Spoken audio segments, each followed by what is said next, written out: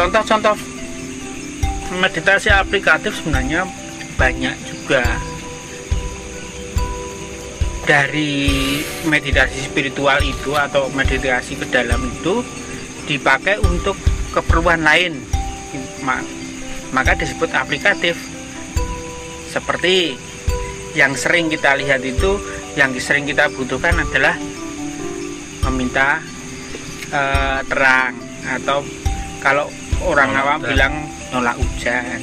Perbedaannya dengan meditasi hening adalah bahwa itu punya tujuan tertentu, artinya kan sudah ada program, sudah ada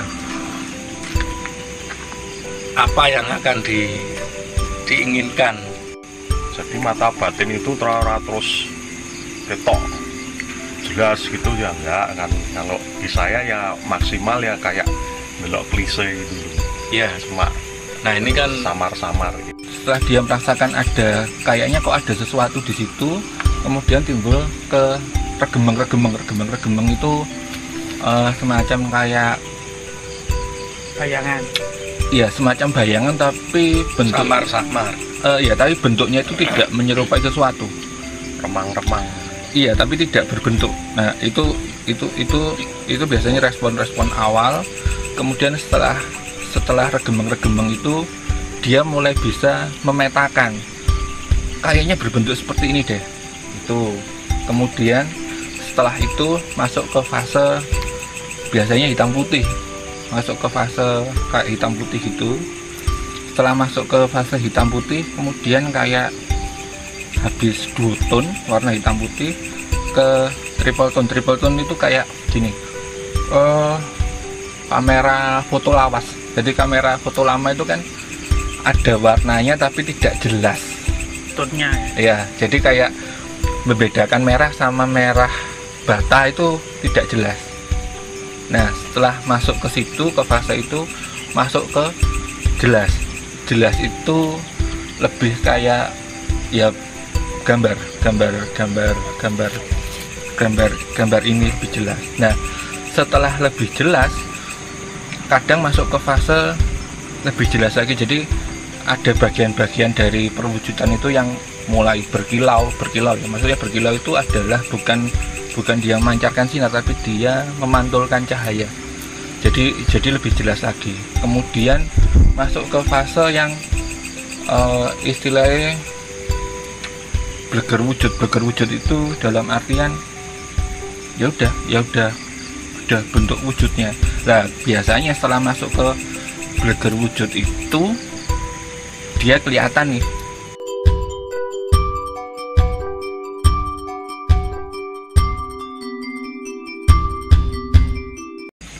Selamat datang di Cupu Channel Jendela Dunia.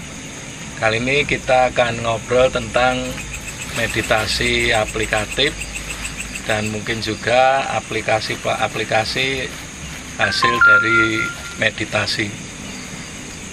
Untuk itu kita mulai saja, monggo Mas Tono. Nah, jadi kalau meditasi itu kan sudah kita bahas di episode sebelumnya kan. Kita itu meditasi itu kan istilahnya menyatukan cipto, rasa, dan karso. Itu kan memang idealnya begitu, walaupun pada prakteknya juga mungkin kita pakai rasa saja yang dominan atau cipto saja dan lain sebagainya. Nah, aplikatif itu kan bisa untuk nyadong dawuh kalau kita ke dalam itu kan. Istilahnya itu ya dawuh pribadi lah. Itu kan untuk mendengarkan suara dari dalam diri. Itu bisa dari sedulur pribadi atau mungkin leluhur yang menjangkungi gitu kan, itu juga bisa. Atau kalau kita mau meditasi keluar itu misalnya apa ya, kayak mengakses suatu tempat itu energinya, atau mungkin untuk ketemu sama penunggunya gitu kan, atau untuk pengecekan sebuah benda pusaka dan lain sebagainya, atau juga untuk melihat sebuah penerawangan itu untuk melihat di suatu tempat jarak jauh gitu kan. Ya itu juga bisa kan. Jadi kalau dulu saya pernah atau kita pernah bilang meditasi dengan cara mengamati nafas atau anapanasati, itu biasanya itu untuk cenderung masuk ke dalam gitu kan, untuk mencari keheningan gitu kan.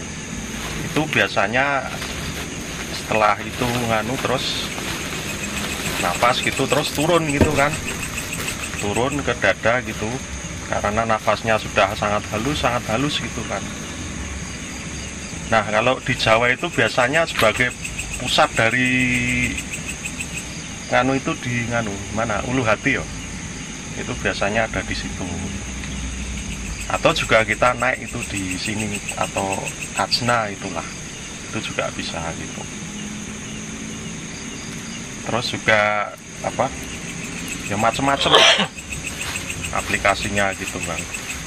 Tapi pada intinya adalah kita itu seperti memindahkan fokus gitu kan. Yang untuk fungsi aplikasi keluar ya fungsinya fokusnya dipindah keluar gitu. Kalau tata cara sama ininya sebenarnya kan tata caranya kan dulu kan kita harus dibahas ya. Iya, untuk yang aplikatif ini. Aplikatif itu cuma kita memindahkan fokus gitu kan. Misal kalau meneng gitu untuk mengecek pusaka gitu, korek itu pusaka korek itu ya fokusnya ya kita pindah ke sini. Kita amati gitu, nanti yang muncul di rasa atau di visual di dalam batin itu apa gitu kan. Sampai suatu pada yang bentuk yang jelas-jelasnya itu apa gitu. Atau kalau sebuah misal ngecek tempat itu di kayak pedanyangan atau apalah yang ada pohon besarnya, itu juga bisa kita fokus kita dipindahkan ke situ. Cuma kalau untuk mengakses yang seperti itu lebih hati-hati gitu kan, karena kita urusannya sama entitas orang lain dan ibaratnya kita itu tamu kan di situ. Mas Rino gimana? Gini, memang kadang terlihat pada penampakan visual mata, kadang bentuknya kayaknya sama, tapi setahu saya memang ada perbedaan itu tipis-tipis. Jadi kalau bentuknya itu sebenarnya nggak ada bedanya sih, maksudnya kadang itu tidak ada bedanya antara bentuk, maksudnya bentuk duduknya, secara visualnya duduknya itu tata caranya kadang itu nggak ada bedanya, maksudnya kelihatannya ya duduk sama-sama duduknya, mungkin cara tangan, pergerakan tangannya mungkin kadang ya agak mirip-mirip, tapi pada dasarnya secara prinsip dasarnya istilahnya niatnya beda. Jadi niatnya memang diperuntukkan untuk hal yang lebih bersifat ada tujuannya. Nah, tujuan itu macam-macam sih, macam-macam. Terus kemudian kalau kita bicara tentang hal itu ada tiga hal dasar sebenarnya yang saya tahu. Yang pertama itu adalah berbasic dari meditasi spiritual, berbasic pada sebuah ilmu tertentu. Yang ketiga itu berbasic pada kekuatan dimensi lain. Tiga prinsip dasar itu yang kadang-kadang secara dasarnya memang beda-beda, walaupun kadang hasil responnya itu juga terkadang hasilnya mirip-mirip. Untuk yang laku sebuah ilmu tertentu itu biasanya memang ada ilmu-ilmu tertentu yang memang dikhususkan untuk hal itu. Untuk yang meditasi biasanya pengembangan dari meditasi meditasi menghimpun tenaga. Jadi perkembangan dari meditasi penghimpunan tenaga itu kemudian diarahkan tenaganya ketika sudah ke kebutuhan tertentu. Kalau yang meditasi alam lain itu biasanya bersinggungan kayak punya teman bangsa lain, alam lain, dan itu minta pertolongan. Itu pada prinsipnya basic dasarnya sih seperti itu. Saya sendiri cuman kalau saya sendiri sih tahunya yang pertama, yang meditasi, dari meditasi spiritual basicnya itu. Kalau yang ilmu nggak tahu kenapa saya itu mesti balik lagi ke situ, mungkin karena basic saya di situ awalnya gitu. Itu sih kalau yang saya tahu. Kalau Mbah Sulis? Ya, kemarin di episode yang telah beberapa episode yang lalu kita membahas tentang cara-cara meditasi untuk diri pribadi ya, seperti yang sudah disebutkan oleh Kang Tono maupun Mas Rino. Kalau itu dilihat sebagai dasaran utama kalau saya. Jadi memang landasan kenapa itu dikasih di depan, karena itu merupakan landasan utama untuk selanjutnya melangkah-langkah selanjutnya. Seperti meditasi aplikatif ini sebenarnya dasarnya ya sama dengan itu, seperti sikap duduk, tata caranya sama, hanya seperti Mas Tono bilang tadi, fokusnya itu diganti. Kalau saya sendiri biasanya seperti fokus konsentrasi itu agak diturunkan, karena meditasi ke dalam itu otomatis fokusnya itu ke atas terus, maksudnya ke dalam, jadi ke atas. Nah, ini fokusnya akan berbeda. Contoh-contoh meditasi aplikatif sebenarnya banyak juga. Dari meditasi spiritual itu atau meditasi ke dalam itu dipakai untuk keperluan lain, maka disebut aplikatif. Seperti yang sering kita lihat itu, yang sering kita butuhkan adalah meminta terang, atau kalau orang awam bilang nolak hujan, kemudian meminta hujan, kemudian keperluan khusus itu untuk meminta tanggal lahir suatu pernikahan, tanggal pernikahan, jadi hari pernikahan seseorang. Ada banyak lah. Untuk masyarakat Jawa itu biasanya dihitung kalau mau supitan, mau nikahan, mau apapun dalam kehidupan di masyarakat Jawa itu tentu tidak lepas dari perhitungan baik, dan dihitung lagi hari yang baik. Seperti munggah kemulo itu membuat rumah, itu pasti dipilih hari yang baik supaya kedepannya di rumah itu ditempati baik. Itu salah satu caranya adalah ya meditasi itu, cuman fokusnya memang di agak berbeda. Ada lagi kalau ada dari meditasi spiritual itu bisa berkembang ke ke lainnya, ilmu-ilmu lain yang masih berkaitan, seperti terawangan, kemudian memanggil intensitas luar, memanggil kodam, itu juga bisa. Tapi sumbernya memang itu.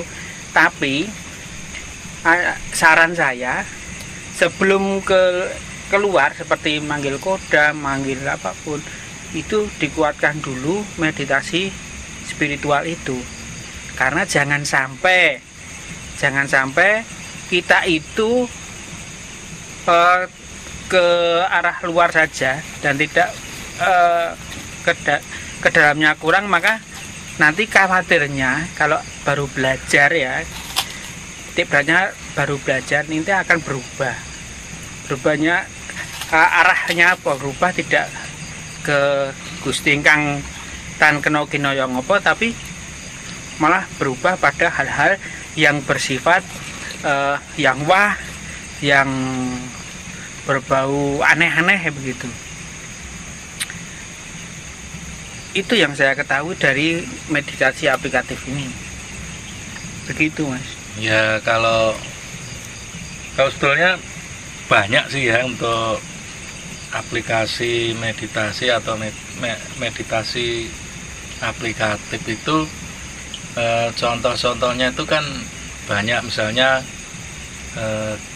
meditasi ketika di makam atau petilasan, itu kan tentunya akan berbeda dengan meditasi hening kalau sendiri atau di apa istilahnya kalau tidak di petilasan atau di kemudian kungkum itu kan juga sebuah bentuk meditasi yang diaplikasikan di air atau dengan berendam. Kemudian aplikasi lain mungkin untuk meditasi penyembuhan, self healing, itu tentunya bukan hanya hening, tapi sudah membawa program sebelum meditasi itu ya minta kesembuhan. Kemudian ada meditasi itu untuk hajat. Ya, hajat itu mungkin ya bisa juga itu dilakukan di petilasan atau di rumah pun. Jadi kan itu juga satu bentuk meditasi aplikasi tersendiri. Jadi mungkin juga bentuk dan tata caranya sama, tetapi ini kan sudah jelas ditujukan untuk sesuatu kan. Jadi bisa aja, bisa kesembuhan, bisa misalnya kungkum, atau mungkin lagi tirakat apa, atau mungkin hajat juga macam-macam kan, bisa naik derajatnya untuk rezeki, atau mungkin juga untuk pengasihan juga bisa kan. Jadi di situ akan berbeda. Jadi perbedaannya dengan meditasi hening adalah bahwa itu punya tujuan tertentu. Artinya kan sudah ada program, sudah ada apa yang akan diinginkan. Nah, untuk kalau saya ini pengalamannya, kalau yang aplikasi untuk misalnya kayak terawangan itu kan, yang untuk mengecek suatu keberadaan makhluk itu kan biasanya kan pakai rasa gitu kan. Kita merasakan gitu ya diam gitu, cuma pakai rasa gitu, pokoknya diam terus merasakan sekitar gitu kan. Biasanya kan kalau rasa itu kan biasanya yang awal-awal itu kan rasa kepenak dan ora kepenak gitu, nyaman atau enggak nyaman gitu kan. Biasanya kalau kita merasakan tidak nyaman, wah ya ada makhluk yang dalam tanda kutip negatif gitulah. Cuma kan kalau kita sudah levelnya sudah lebih di atas lagi gitu kan, nanti rasa nyaman itu kan wujud gitu. Biasanya langsung otomatis tervisualisasi. Awal-awal mungkin cuma blegernya gitu. Saya memang sudah diniatkan untuk terawang. Oh iya, memang semua itu berasal dari niat, Mas. Ya, nanti kan sudah beda dengan yang ning itu kan. Oh iya, hanya kan memang ada kalanya kan kita kan memang istilahnya kalau memang mau niat begitu ya memang dikuatkan niat begitu. Kalau nanti urusan hening kan nanti beda lagi. Beda wes nganu. Cuma kan untuk yang kayak gini itu juga yojo sering-sering itulah. Kecuali nek pengen misal ganti dukun itu yang nggak apa-apa. Cuman terawangan itu juga bermacam ya. Nggih. Terawangan melihat sesuatu, ada terawangan melihat kejadian yang lalu, Nah, atau kejadian yang akan datang, kemudian terawangan melihat yang jauh. Nah, itu yang paling mudah itu memang untuk melihat yang makhluk-makhluk tak kasat mata itu, yang istilahnya kan dari golongan buka mata batin. Nah, nuwun sewu, dari golongan siluman gitu kan. Ketika alamnya mereka itu yang paling dekat dengan alam kita, itu yang paling mudah dideteksi gitu kan. Misalkan tak lanjutin tadi yang bleger gitu, nanti kelihatan sosoknya gitu kan. Misal satu, terus di sini ada satu lagi, di sini ada. Pertama kita memang merem. Nanti kalau sudah terbiasa melek pun bisa. Jadi jangan dibayangkan terus ketok moto fisik itu enggak. Itu ya memang ada yang seperti itu, cuma jarang-jarang lah. Kalau nggak bakat ya nggak kelihatan secara fisik gitu kan. Ya terus kan nanti kalau jadi awalnya nggak kelihatan secara fisik ya Mas? Rasa tok ya? Rasa, dan awalnya rasa itu bahwa itu ada atau enggak. Iya. Dari rasa itu kan nanti tervisualisasi di pikiran kita wujudnya seperti apa gitu kan. Pikiran ini bisa diartikan sebagai mata batin kita gitu. Jadi mata batin itu terus ketok jelas gitu ya enggak kan. Kalau di saya ya maksimal ya kayak belok klise gitu loh. Iya. Cuma nah ini kan samar-samar gitu. Menarik penjelasannya karena kan mungkin persepsi orang itu kalau melihat dunia lain itu seolah-olah melihat itu ya kayak dunia kita berwarna, terus kita wujudnya, kita ini ada yang seperti itu. Dan ada, kalau yang seperti itu bisa, cuma jarang-jarang. Indihome. Ya, nek Mbah Sulis mungkin lebih sering gitu. Ya. Nek saya lebih jarang. Nek saya nyoba gini itu ketok geleger telu gede-gede Mas. Oh iya. Sing tengen mesti mangan oke.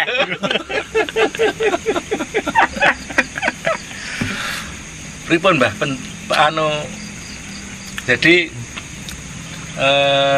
ya itu tadi membahas bahwa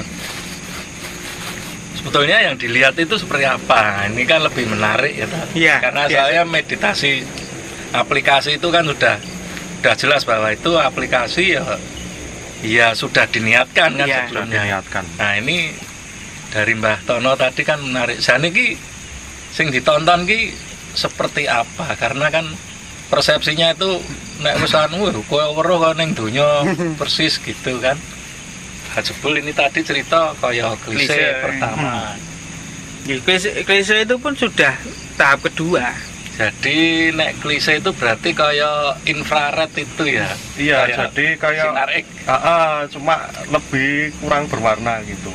Sensor kayak ini predator sensor panas itu. Ya, biasanya memang seperti gambarannya seperti itu ya. Itu pun sudah tahap kedua. Itu sudah tahap kedua. Ya, tahap pertama ya mengrosone itu. Biasanya kan ada yang rasa itu di telapak tangan. Pertama kali lo ya, pengajaran tertentu ada yang merasakan itu perbedaan suhu pertama. Kemudian baru setelah ini baru nanti tahap berikutnya itu melihat dengan mata batin itu nanti melihat seperti bleger layang-layang itu, atau cuman rasane tok sing kok nggone ra kepenak itu. Ya kadang itu jadi sensor pertama tuh ada perbedaan. Iya, ada perbedaan. Jadi mbuh rasane nyaman sama enggak atau gitu. Nyaman enggaknya itu orang awam tuh juga bisa sering ya. Jadi seperti jalan itu di antara pohon itu nanti begitu masuk itu ada seperti ada udara hangat atau gimana lain dari yang tadi itu sudah apa tadi ya, itu seperti tanda tanya juga.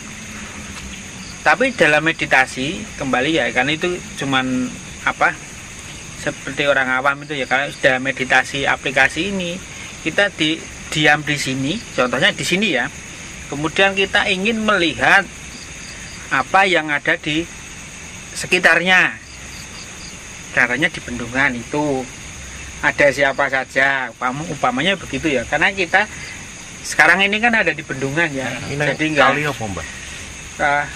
lupa saya, udah dikasih tahu tapi lupa ya. Kali Lepen. Nggak umum kok ini kalinya, namanya saya lupa.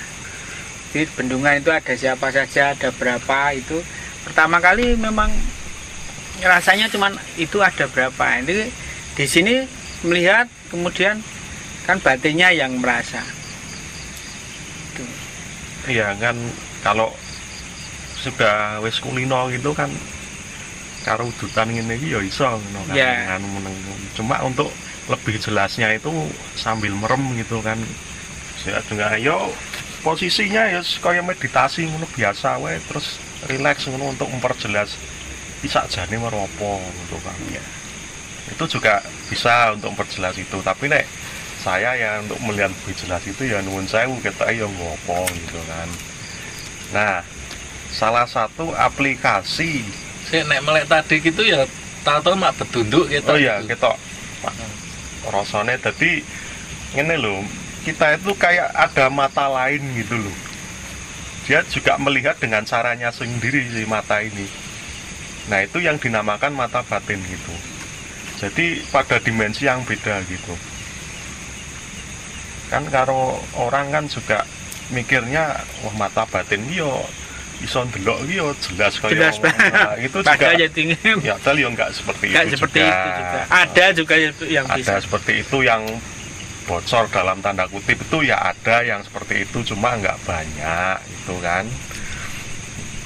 Nah, kalau mau istilahnya dari yang tadi melihat sosok gitu kan, nanti juga bisa ditingkatkan yang tadi sosok apa alamnya yang kasar, alamnya yang lebih halus itu juga bisa. Misal untuk ngecek apa penunggu pusaka gitu juga bisa. Itu aplikasi Aplikasi. meditasi ya. Terus juga untuk ketemu yang sebenarnya ini juga salah satu penting dalam pengembangan diri kita, untuk ketemu yang jangkung diri kita gitu loh. Itu juga Penjaga maksudnya. Jangkung itu maksudnya. jangkung ini Ya penjaga, ya bisa penjaga atau bisa sebagai tanah dalam kutip pembimbing, pembimbing, pembimbing spiritual. Itu yang Itu yang nanti lebih expert lagi, itu juga harus dilatih itu. Saiki sih biasa janggungnya aku yang membisikkan petunjuk itu siapa itu kan. Nah, Gini, nambahi. Jadi sebenarnya kalau kita ngomong secara teorinya, saya ambil teori fisika, teori gelombang. Jadi setiap manusia itu kan memancarkan gelombang. Ketika bersinggungan dengan gelombang yang lain, secara otomatisnya setiap manusia itu pakai meditasi ataupun tidak meditasi biasanya langsung terasa. Lah umumnya bagian tubuh manusia yang paling sensitif itu adalah bagian-bagian yang paling sering terlindungi. Salah satu contohnya adalah tengkuk belakang leher ini. Jadi biasanya bila dia masuk ke yang berbeda gelombang, biasanya tengkuk itu yang paling gampang mengkorok. Kenapa? Karena dia sebenarnya adalah area yang jarang sekali istilahnya apa ya, sering terlindungi rambut dan segala macamnya, akhirnya dia lebih sensitif daripada bagian yang lain. Secara teorinya gitu, walaupun sebenarnya kalau di manusia itu banyak sih. Ada ujung jari itu juga sensitif. Jadi kalau kulit itu diraba gini, yang paling sensitif biasanya ujung-ujungnya ini. Kenapa? Karena dia terlindungi kuku. Ada sebagian orang kalau melatih tingkat sensitif lepas baju. Kenapa? Karena dia kebiasaan elemen kulitnya sebelah sini itu terlindungi baju, akhirnya dia jadi jauh lebih sensitif kalau ketika itu kita merasakan gelombang. Nah, kalau kita membahas lebih dalam lagi tentang masalah merasakan, ini fokusnya merasa aplikasi untuk merasakan yang sekitar ya.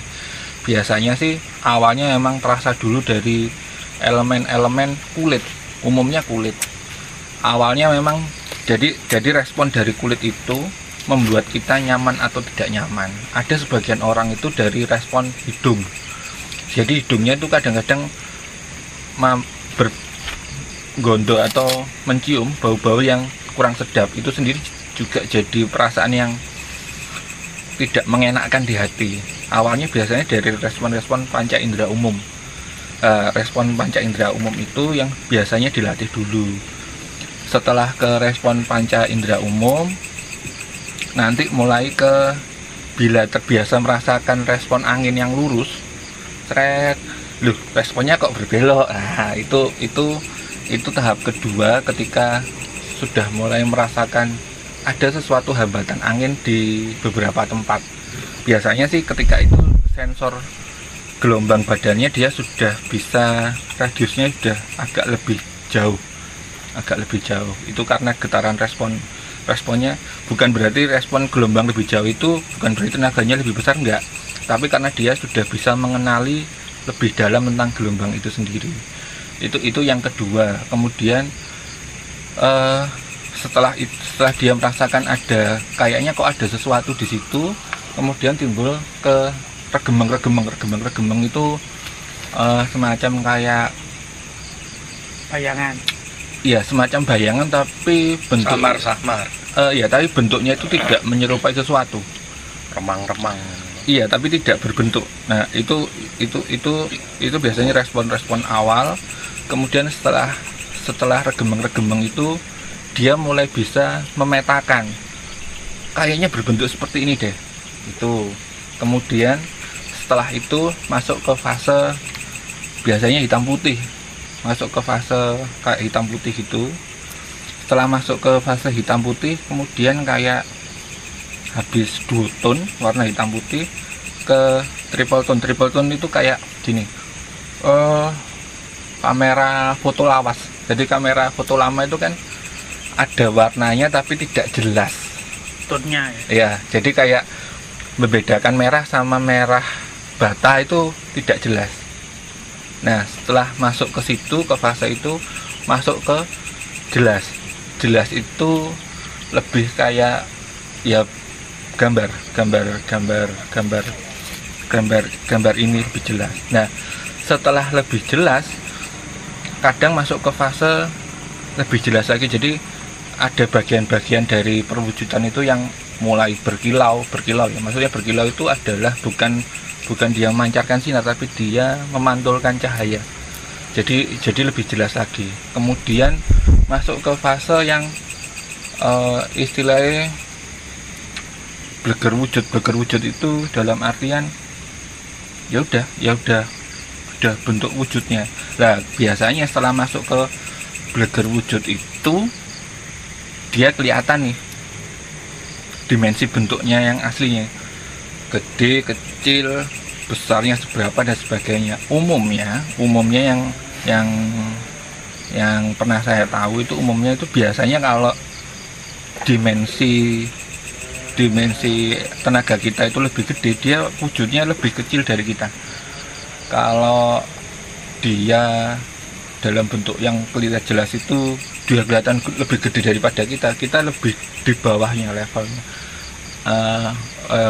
Yang saya tahu seperti itu. Jadi ini kita ngomong tentang penampakan ya, belum ke masalah kita ngobrol dengan dia.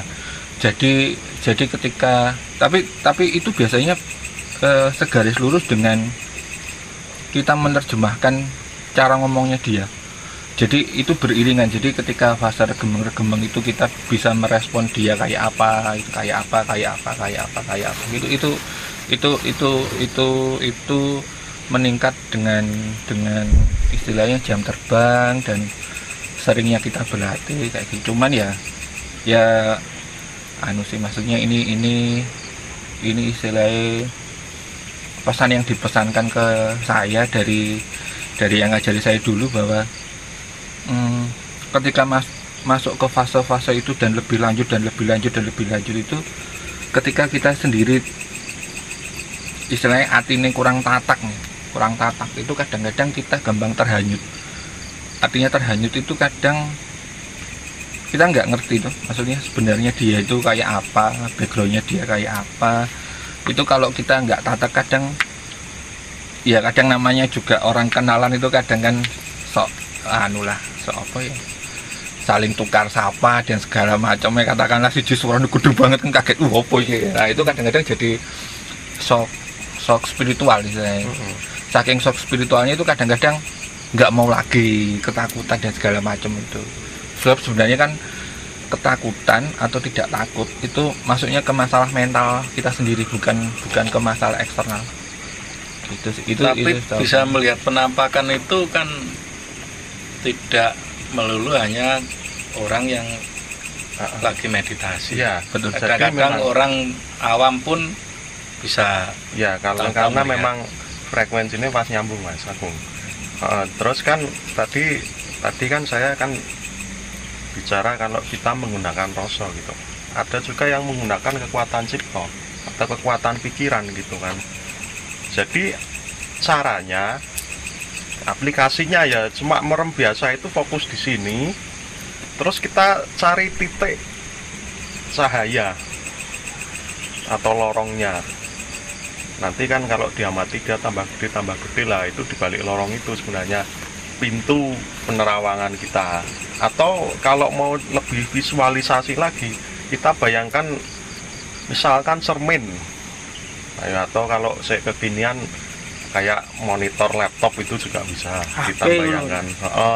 Kita bayangkan HP, kita sambil merem bayangkan HP gitu. Nah di balik HP-nya itu dia apa gitu, apa yang terlihat itu juga bisa caranya seperti itu. Cuma untuk yang cara seperti itu harus dilatih berkali-kali gitu, nggak langsung sekali terus untuk gitu biar ketok ngono kan. Nah kalau sudah terlihat baik itu yang rasa atau yang cipta itu, misal nuwun sewu sing ketok kok mung itu ayu, kita amati terus. Suhu kok malelek itu juga bisa. Terus misal sing awite gede ngono ujug-ujug mung cilik gitu kan, atau sebaliknya gitu, itu juga bisa. Itu nanti kan seiring jam terbang kan kita bisa mengenali. Itu karena dia berubah atau karena orangnya bisa melihat wujud aslinya yang Jadi kalau mereka itu kan ada dua kan, dari faktor kita atau dari faktor mereka. Jadi kan mereka itu berubah wujud itu sebenarnya bukan berarti mereka benar-benar berubah seperti mereka. Cuma kan mereka itu kayak pakai seal gitu, perisai gitu. Jadi kayak mereka punya hologram gitu. Itu yang dari pihak mereka. Nah dari yang pikiran, karena pikiran kita itu karena kita sudah punya bayangan gitu loh bahwa wujudnya pasti begini gitu. Jadi mindset awal itu harus dibuang dulu. Nah, kalau mindset masih nganu kan, kalau ketakutan dasar itu kan misalnya nganu wedi karo pocongan gitu kan, nang ndi ngore pocongan akhirnya kan, itu juga bisa seperti itu.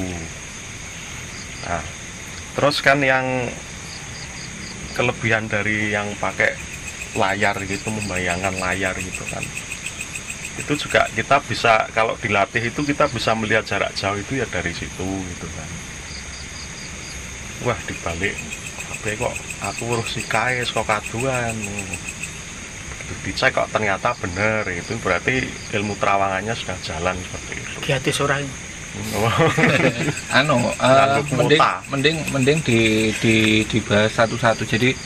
Jadi ketika melihat dimensi itu memang kalau menurut saya ya itu memang beda disiplin ilmu dengan terawangan, walaupun basicnya sama, tapi itu sesuatu hal yang saya tahu dalam sifat keilmuannya beda. Jadi antara kayak self healing kemudian percaya diri itu kan juga beda.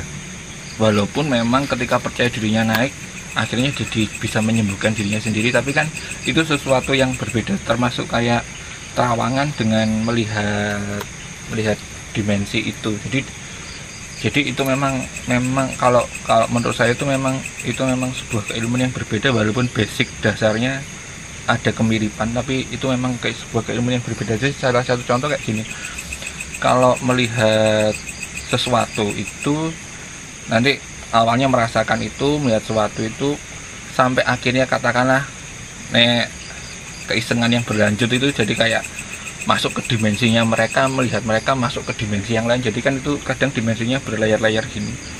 Nah kemudian kalau terawangan sendiri itu mulai dari yang terjadi besoknya lagi sampai berapa tahun lagi itu juga berlayar-layar, dan itu sebuah keilmuan tersendiri untuk itu. Ya, nek terawangan tadi kan makanya perspektif orang itu kan atau pemaham apa itu kan berbeda-beda. Jadi terawangan melihat masa lalu, masa depan, atau melihat yang gaib pun kan orang juga menganggap itu terawangan karena dengan sengaja pengen melihat. Nek saya kalau yang ujungnya itu karena kita demi untuk melihat, apakah itu melihat makhluk atau melihat masa depan, masa lalu, atau melihat dimensi sebelah, itu kalau saya udah masuk terawangan itu kan, cuma levelnya beda-beda. Ya, kalau terawangan itu kan istilahnya basicnya melihat sengaja Ya. melihat. Tapi melihat itu bisa sengaja, bisa enggak, dia tahu-tahu melihat. Ya. Jadi memang terawangan seperti yang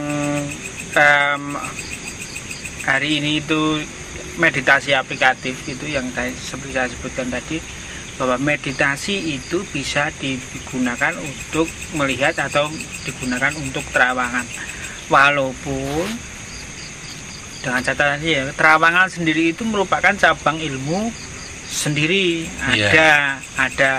Ada lakunya, ada ngelakoninya, entah puasanya berapa hari, mungkin bisa ada rapalane atau kalimat yang harus diucapkan untuk melihat itu, seperti melihat TV atau gadget itu, HP itu ya, itu merupakan ada ilmu sendiri sebenarnya untuk yang saya maksudkan di sini adalah pada saat meditasi yang kita seringnya itu untuk diri sendiri, kita gunakan untuk melihat keluar, itu memang tinggal memindah konsentrasi kita untuk melihat ke sana. Jadi tidak dikhususkan bahwa terawangan itu untuk melihat keluar itu kita belum mempelajari ilmu-ilmu itu, ya kita gunakan yang ada ini, bahwa meditasi yang kita pelajari itu bisa untuk melihat itu gitu loh.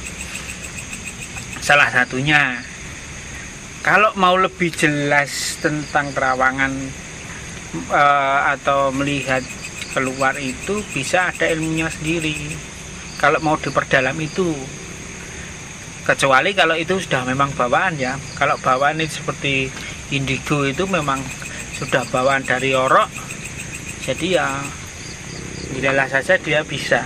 Kalau ini kita meditasi ini kita kembangkan untuk melihat, bisa. Untuk self healing, meditasi untuk penyembuhan juga bisa. Itulah yang.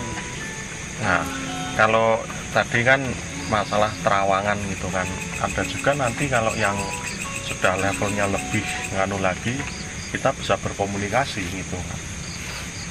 Walaupun yang kebanyakan gitu kan, itu komunikasinya itu kita kayak ada penerjemah pribadi gitu. Jadi itu kayak ada sedulur pribadi yang menerjemahkan gitu.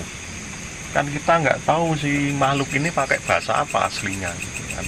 Tapi di dalam diri kita itu krungune corot Jawa seperti kita ngomong biasa gitu kan. Karena memang yang menerjemahkan itu batin kita atau sedulur pribadi kita. Itu juga kalau mau lebih jelas lagi dengan bahasa aslinya itu ya bisa saja. Caranya ya dengan niat itu tadi, niat untuk mendengarkan suara aslinya beliaunya itu seperti apa gitu. Soal wah ini kok bahasanya kok aneh, kayak bahasa Sanskerta atau bahasa apa misalnya, itu juga ada kayak gitu pengalaman kan. Mungkin ning ra iso nirok. Ra iso nirok kayak gitu kan. atau pakai bahasa Jawa kuno gitu kan, ini ngomong apa gitu kan, itu juga bisa. Dan kalau untuk self healing itu kan ya nganu sih, sebagai dasarannya kita sebaiknya kita juga belajar tentang dasaran energi gitu dulu, misal kayak Reiki atau Kundalini atau apalah gitu kan, banyak gitu kan. Itu untuk self healing itu kita harus ada dasarannya dulu gitu kan, nggak seketika gitu kan. Cuma kan kalau mau nganu apa dicoba gitu ya bisa, monggo gitu kan. Kita cuma duduk diam gitu kan, terus mencari fase paling hening, terus kita niatkan lah, kita berdoa, aduh Gusti paring ngono apa gitu, kesembuhan lah, atau usodo kanggem kawula piyambak gitu. Nanti biarkan mengalir gitu, rasakan energi yang mengalir, bisa dari atas, bisa dari depan, atau semakin kita bisa merasakan ya efeknya akan semakin kasunyatan. Nah itu balik lagi ke rasa kalau itu. Tapi memang hendaknya baiknya kita ada dasaran energi dulu sih. Iya. Ya kalau terawangan itu juga melihat benda atau golek benda itu kan juga bisa disebut juga terawangan. Iya. Ya. Macam-macamnya. Kuncinya hilang neng di. Nah, ya kalau melihat yang gaib tadi ya terawangan juga, tapi kan ransunya bahwa tanpa terawangan pun kalau orang itu handilalah diketoki ya, nah itu bisa kan melihat ya karena dilalah pas auto on gitu kan, atau memang energinya si makhluk itu udah besar ya, gitu, frekuensinya sama. Ya itu menurut pengalaman saya ya, yang nganu Mas Tono saksikan sendiri itu bersama saya pas di Jalan Bantul, karena letaknya itu di tidak tahu di Bambang Lipuro itu petilasan apa tuh, Hilang Lipuro itu berarti petilasan Panembahan Senopati ya. Panembahan Senopati Ya itu di Bambang Lipuro itu. Karena nggak tahu tempatnya, saya itu di jalan lihat seperti orang jualan itu rame pakai lampu padang itu. Saya mau menepi ke sana, lalu saya Mas Tono itu bilang dari belakang, mau apa? Luar tekon terus apa gitu. Tanya sama siapa? Ya itu ngomong dodol padang-padang. Endi? Ternyata itu kosong dan gelap. Nah terus hilangnya itu ya sawat gitu. Ya iya langsung itu. Padahal itu tadi saya lihat sendiri. Lihat sendiri ada orang parkir jajan di situ, ada lampunya. Saya itu mau tanya ke situ. Ya udah dekat sebenarnya Bambang Lipuro itu sama petilasan itu sudah dekat. Kan saya untuk memastikan beloknya di mana kan. Saya mau tanya. Tapi ternyata itu tutup gelap. Yang saya nganu itu kan bertiga itu sama satu Mbah Mesum. Gitu. Tapi yang lihat cuman Mbah Sule. Iya. Itu kan karena sebenarnya bukan saya yang pengen lihat, tapi sananya yang memperlihatkan. Dilalah ya rada nglamun ya. Ya kan pikiran saya mau bertanya pada orang. Itu saya juga ada cerita itu dari dulu tetangga itu kerja dambah gitu kan, dia kerjanya kan ulu-ulu. Nah itu kalau sawah kan mesti tengah malam wis nunggoni sawah gitu toh, ngontrol air, ngontrol nah itu kan ditanya sama ya, saya tanya sama teman-teman kan, Mbah gitu itu sok apa roh yang macam-macam enggak gitu kan. Oh iya, sering aku gitu. Jadi intinya memang katanya nggak boleh takut, itu kan ditanya, kalau gitu itu takut nggak Bang? Enggak, aku tuh yang tak takuti nek rantai duit. Banditil. Jadi sebenarnya Jadi katanya lebih menakutkan nek rantai duit iya. daripada itu. Jadi untuk mempersiapkan itu sebenarnya kenapa urutan di channel ini ditayangkan itu latihan meditasi dulu ke dalam atau spiritual, yaitu karena untuk memperkuat diri kita. Jangan sampai kita nanti tidak latihan ke dalam, kita itu masih katakanlah belum terlatih, cukup melihat itu yang tiba-tiba ya cukup tiba-tiba melihat hal yang di luar perspektif kita, yang kebiasaan orangnya itu nganu seperti ini ya, biasalah seperti ini, tapi cukup nanti ketemu orang ada tanduknya gitu, nggak kaget, nanti takut. Jadi kita dulu perkuat dulu. Kenapa kita letakkan di depan untuk memperkuat tangan diri, kemudian kita aplikasi ini agak belakangan, karena nanti yang terjadi itu bermacam-macam dan jangan kaget, itu aja. Bentatak. Iya. Sebab ketika terjadi shock spiritual ya sama kayak terjadi trauma. Jadi ketika kita melihat trauma atau kejadian trauma, itu akan akhirnya menghambat kita sendiri. Jadi kita harus menyembuhkan trauma dulu, kemudian mencoba lagi. Kalau enggak ya akhirnya jadi ketakutan yang kadang-kadang tidak beralasan. Jadi yang paling menakutkan itu kan adalah sebuah ketakutan atau sebuah rasa benci atau rasa senang yang tidak beralasan. Itu yang sebenarnya kan yang jadi masalah. Contoh nih, karena kita lihat sesuatu yang warna merah ya, takut, akhirnya setiap lihat warna merah kita ketakutan. Enggak usah gitulah, katakanlah kita lihat film Ju-on nih lah, Ju-on itu kan katanya keluar dari sumur gitu kan, setiap lihat sumur kita takut, padahal nggak ada hubungannya sama itu ya kita takut ya. Itu kan terjadi traumatis itu yang sebenarnya dihindari untuk hal itu. Makanya harus siap dulu mentalnya, tatak dulu mentalnya kayak gitu. Ya, nek rantai duit itu ya termasuk trauma. Iya, trauma. Neng sering. Ya, ini balik lagi ke meditasi aplikatif tentang terawangan tadi ya. Kalau untuk gaib tadi kan sudah kita obrolkan ya nggak boleh takut, terus prosesnya semacam itu. Nah, saya mau bahas tentang melihat waktu ya, masa yang lalu dan masa yang akan datang dan hubungannya dengan terawangan itu. Sebenarnya kalau ada perbedaan, karena kalau masa lalu itu kan sudah terjadi itu ya istilahnya memorinya di alam itu kan sudah tertulis. Beda dengan masa depan yang belum terjadi, itu kan belum ditulis, belum direpot, belum ada, masih di kitab Joro ya, masih itu rahasia Tuhan kan.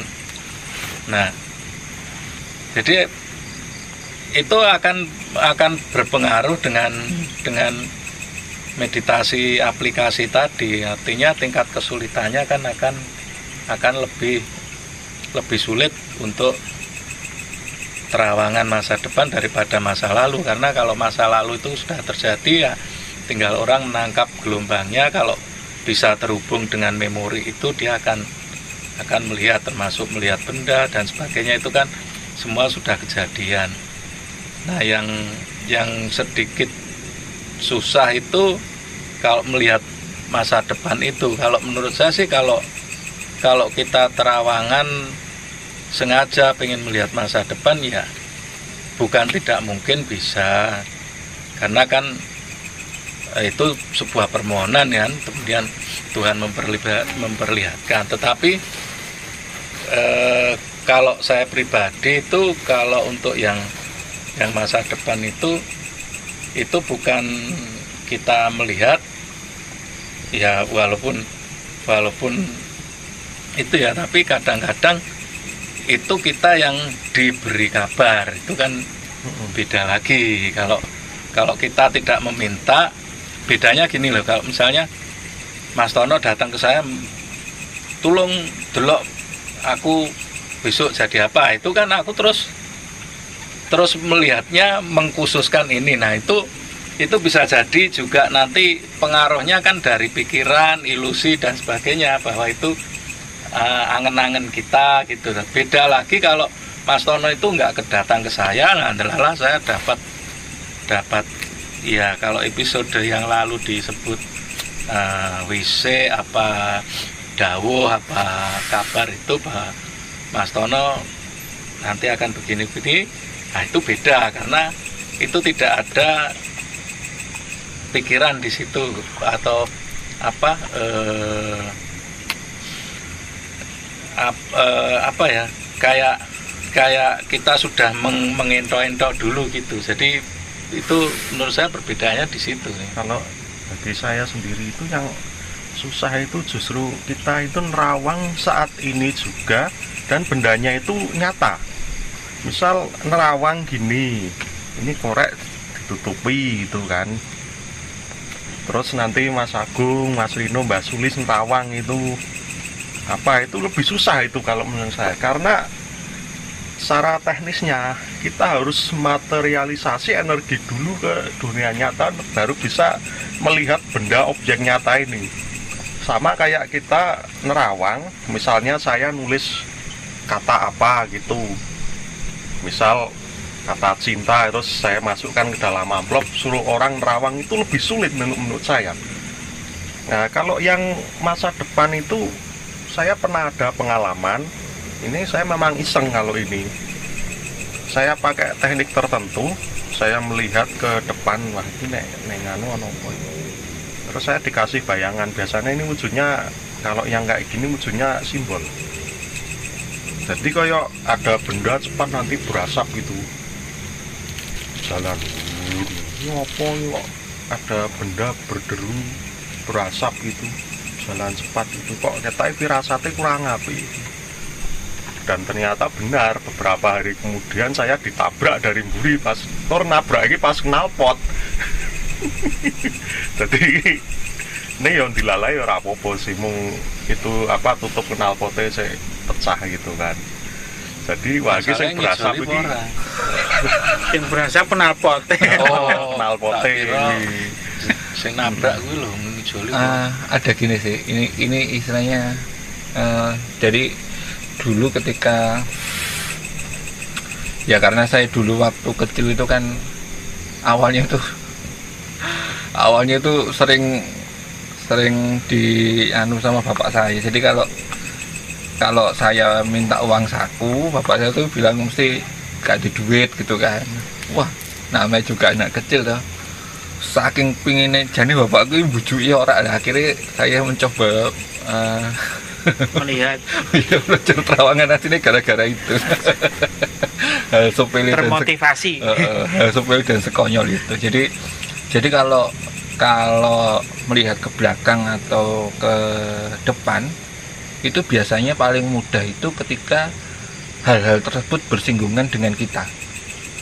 Karena bersinggungan dengan kita itu, maksudnya kejadian yang memang bersinggungan dengan kita itu jauh lebih mudah daripada yang tidak bersinggungan dengan kita. Salah satu contoh, jadi kayak rezeki, bilai, sesuatu yang bersinggungan dengan kita itu sifatnya jauh lebih mudah daripada sesuatu hal yang tidak bersinggungan dengan kita. Salah satu contoh, rasanya lebih kuat. Betul, karena rasanya itu lebih ada ikatan di sana. Salah satu contoh kayak kira-kira kalau kita lagi nemui orang ini proyeknya deal atau enggak, itu jauh lebih mudah daripada kita nerawang yang sesuatu yang nggak ada kaitannya dengan kita. Itu kayak gini, kan saya bukan petani kelapa, terus saya ditanya sama petani kelapa, aku cobloke kelapanya kapan, itu jauh lebih susah itu. Karena itu tidak ada kaitannya sama sekali dengan kita. Nah, hal-hal itu yang biasanya itu baik ke depan atau ke belakang itu semakin erat ikatannya dengan rasa kita, maksudnya dengan sangkut pautnya dengan kehidupan kita, itu biasanya jauh lebih mudah. Kadang-kadang kita diberitahu 3 tahun, 4 tahun, 5 tahun, walaupun secara prinsipnya semakin jauh kita melihat ke depan dan semakin jauh kita melihat ke belakang, itu semakin jauh semakin susah sebenarnya. Secara prinsipnya kalau terawangan seperti itu ya.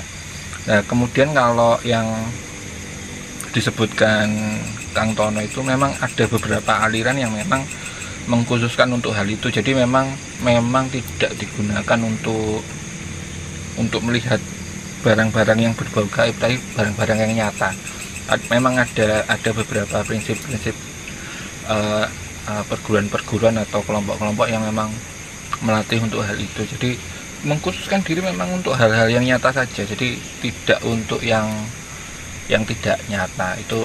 Itu memang ada, dan semua itu kan sebenarnya kan kalau kita bicara tentang sebuah keilmuan, itu sebenarnya walaupun secara prinsip-prinsip dasarnya sama, tapi itu sudah masuk ke sebuah penjurusan, sebuah keilmuan yang detailnya ada kekhususan sendiri untuk menguasai hal itu.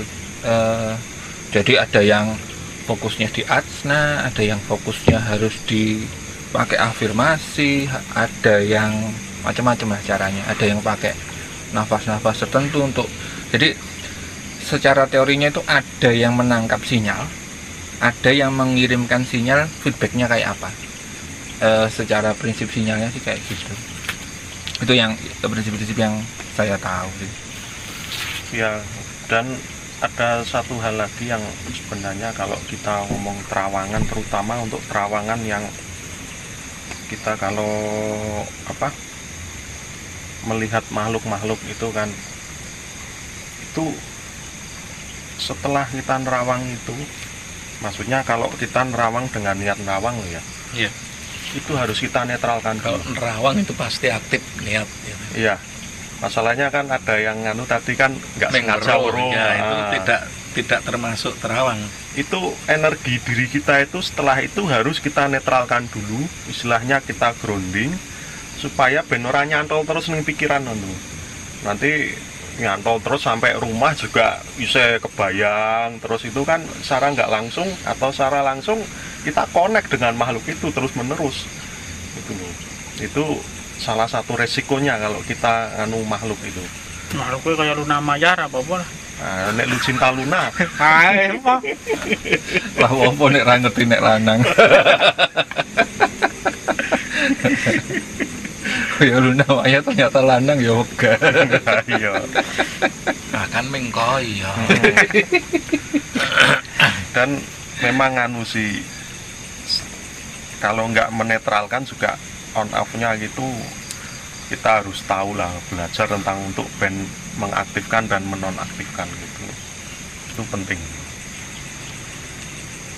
Iya, jadi memang kebiasaan untuk on off sendiri itu yang biasanya jadi kacau itu biasanya. Kadang-kadang sok udah diangen-angen, sok jadi macam-macam, karena memang kadang ada beberapa kasus dalam teman-teman saya dulu itu yang on off-nya rusak. Nah, lu iseng repot. Jadi dia itu akhirnya ya karena dia mungkin kebiasaan bersinggungan dengan makhluk-makhluk itu dan on off-nya rusak, dia itu akhirnya kacau hidupnya. Jadi padahal makhluknya nggak ganggu ya, cuma di situ-situ aja, tapi dia itu akhirnya dia kan jadi kacau, akhirnya nggak ngapa-ngapain juga kelihatan, dan juga nggak kelihatan, akhirnya kan itu mempengaruhi itu kan yang dia.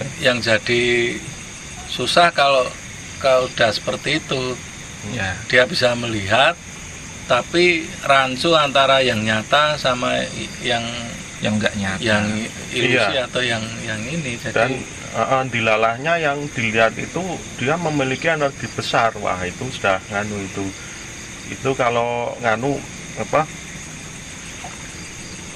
kalau istilahnya kita connect ke sebuah yang di punden atau perdanyangan itu ya memang hati-hatinya kita di situ. Nanti salah-salah kita connect terus ke situ kan. Nah, terus kebayang-bayang sosoknya saya dilalah, saya jedul, saya medeni itu saya kan. On off itu penting gitu. Zaman dulu itu waktu saya kecil itu sering nggodoi teman-teman saya itu yang gini, Jadi kan ada orang tuh yang persepsinya ketika kalau mencium bau harum, wah ya ada yang datang gitu kan. Nah, saya itu kadang-kadang sok ini apa beli rokok menyan itu loh. Saya rokoknya gitu. Terus teman saya yang samping-samping nggak tahu kalau yang saya rokok itu rokok menyan. Itu langsung mikirnya, loh ada yang anu nih, ada yang anu kan. Gitu itu kadang-kadang ya. Jadi sebuah persepsi ketika memang satu on off-nya kacau, kedua bisa juga karena persepsi. Ketiga bisa karena delusi. Jadi kadang persepsi itu ngarahnya ke delusi. Nah itu yang kadang-kadang ya harus dilatih perlahan. Yang penting itu sebenarnya ya tadi tatak, percaya diri, dan kemudian kita istilahnya harus punya timbangan yang untuk istilahnya benar-benar menimbang ini perlu atau tidak perlu itu. Dan itu kan sebenarnya ngelatihnya lewat meditasi spiritual itu sendiri. Harus tatak, tetek, titik, titis. Ya. Pertama itu tatak itu kuat. Tetek itu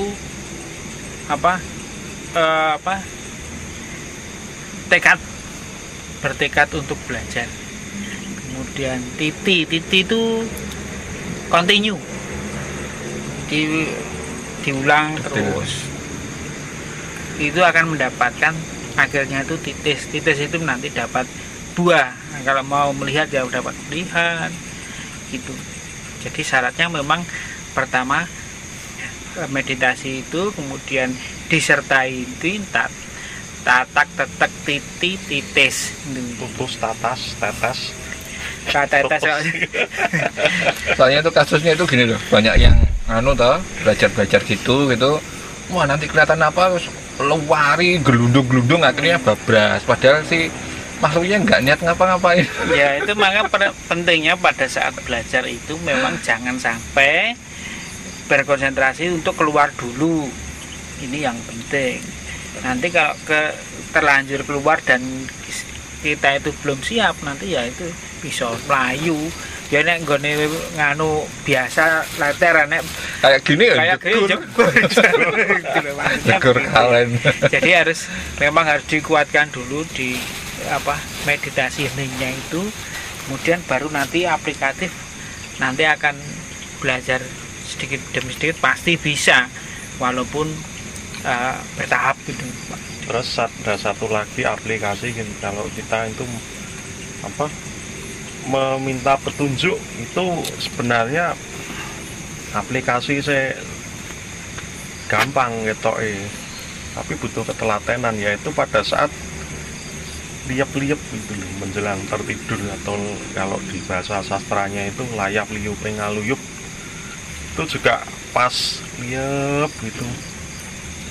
Itu kan kita amati itu pas liapnya itu nanti kok ada suara apa gitu. Kalau saya modelnya malah lucu, kayak ada suara itu pembaca berita di TV gitu, dia ngomong apa gitu dengan sebuah kalimat yang agak panjang gitu.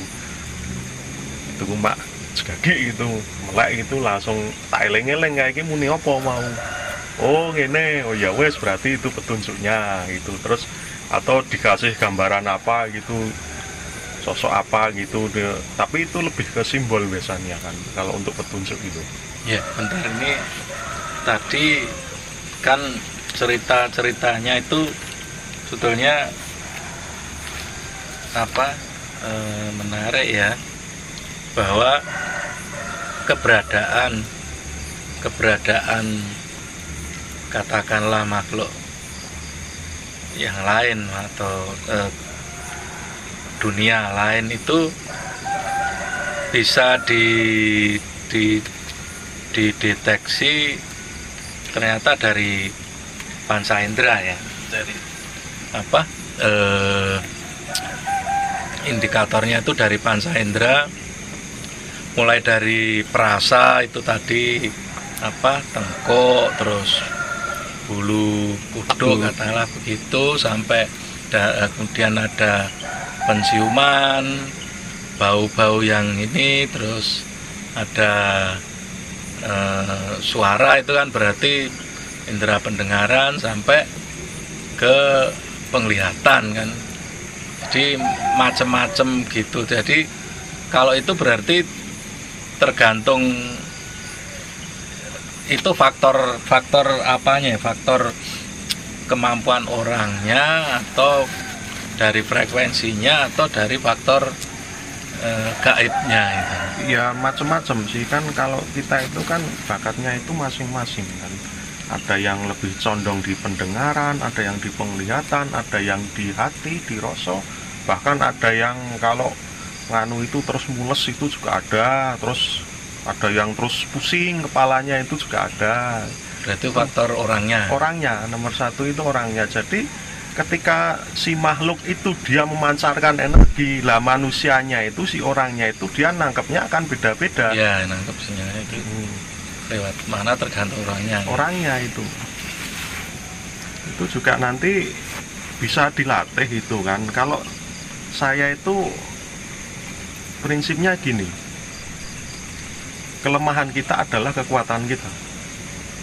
Ketika kita merasakan sebenarnya terus ketemu sosok gitu terus deg-degan gitu misalnya atau apa gitu, itu memang yang paling sensitif memang jantung, dan jantung itu kelemahan kita, tapi di situ juga kekuatan kita untuk merasakan gitu. Itu nanti ngolahnya bisa dari situ sebagai pembuka pintu awalannya untuk membuka pintu-pintu kewaskitaan kita dari sudut pandang yang lain gitu. Itu bisa buka lawangnya awalnya dari situ. Ya, orangnya tadi kan macam-macam, kalau ada yang rasa ini itu karena sensitif orangnya atau dari tingkat kemampuan orangnya? Ya sensitif orangnya kan, kalau tingkat kemampuannya kan kalau dia bisa ditingkatkan kan ketika dia belajar kan. Kalau saya sih jawabnya gini Mas, itu tergantung dari disiplin ilmu yang ditekuninya. Jadi memang ada disiplin-disiplin tertentu itu yang awal dilatih dia dari kulitnya dulu, ada yang memang langsung dari matanya, ada yang langsung dari penciumannya, ada yang dari telinganya. Itu memang kadang tergantung dari cara dia berlatih, maksudnya cara disiplin ilmu yang dilatih sama dia. Makanya kadang kan ada aliran yang memang dia melatih sensitivitas kulit, ada yang melatih jadi katakanlah diajak gurunya itu ke tempat-tempat yang memang yang dilatih hidung. Jadi memang ke tempat-tempat yang biasanya tempat-tempat ini memancarkan hidung, dan biasanya guru ini memberikan panduan, nek ambune koyong ini iki biasanya iki, nek ambune koyong ini iki biasanya itu yang dilatih hidungnya. Ada lagi yang dilatih telinganya itu jadi kayak katakanlah dia diajak ke sebuah tempat, dibiasakan ke sebuah tempat, terus ketika ada sesuatu yang berbeda gurunya bilang rungokke suaranya beda lah, ada yang kayak gitu. Ada yang dilatih mata itu ada yang kayak kalau sebelah kono deloken nek mau kan arah cahayane koyane ra ono apa-apa, nek saiki piye. Nah, ada yang kayak gitu. Jadi ya memang tergantung dari disiplin apa yang dia ikuti, satu. Yang kedua tergantung dari orangnya juga yang sensitifnya di mana. Memang ada kasus kayak gini, teman saya itu nggak sensitif di kulit, masuk ke yang kulit, jadi memang dia agak lambat daripada teman-temannya. Cuman karena dia memang mendapatkan panduan yang tepat untuk merasakan itu, jadi ya akhirnya ya sensitif juga kulitnya kayak gitu. Kalau di Jawa itu kan salah satu ajian yang terkenal itu kan, kalau kita ngomong ajian itu untuk terawangan itu kan ajian Suket Kolonjono itu kan yang dari mantranya itu meminta kepada Sang Hyang Permono Jati itu kan. Ini juga saya juga mikir kok saya dadi simbol ini kok Suket Kolonjono itu. Suket Kolonjono ini ra yo sik nggo pakan sapi gitu. Itu juga anu rumput gajah itu. Rumput gajah gila. Beda enggak? Beda apa? Beda. Nah, rumput gajah itu malah itu suket itu yang nempel itu loh. Oh. Yang kalau saya sih yang dimaksud Sukolonjono jadi ini loh, bulu halus. Ayo itu ya bisa gitu kan. Makanya sebutannya Sukolonjono. Tapi yang terpenting adalah karena saya ini ya belajarnya mandiri atau otodidak gitu kan. Itu ketika saya mulai belajar itu ya untuk menguatkan diri sendiri. Memang pertama niat lalu tekad gitu kan. Terus area mana di kita yang paling peka gitu. Itu kan waktu awal-awal meditasi itu kan kita merasakan diri kita itu yang paling sensitif itu di mana, dan itu yang menjadi pusat perhatian kita. Karena dasarnya itu tadi, di situ kelemahan kita ya di situ kekuatan kita gitu kan. Di situ kan nanti kan mengalir gitu. Ya, memang kalau di pertama kali kita belajar itu kita kan sebenarnya sudah bawaan ya. Maksudnya bawaan ini saya umpamanya kuatnya di telinga gitu. Pertama kali kita latihan itu Pak, pasti nanti kita mendengar dulu karena ya, terutama kita kuatnya sensitifnya di telinga. Baru setelah nanti berangsur-angsur kita kemudian baru bisa melihat dulu. Setelah mendengar bisa melihat, atau setelah melihat bisa komunikasi. Itu kan berurutan, jadi tergantung orangnya. Oke, baik. Menarik sekali tadi obrolannya ya tentang aplikasi meditasi atau khususnya terawangan ya. Meditasi aplikasi yang topik kali ini membahas tentang atau ngobrol tentang aplikasinya untuk terawangan dan melihat dunia lain. Mungkin dalam episode-episode berikutnya kita akan bahas macam-macam aplikasi meditasi dan aplikasi-aplikasi lain yang tentunya tidak akan Anda temukan di Google Play Store atau App Store. Sampai jumpa di episode berikutnya.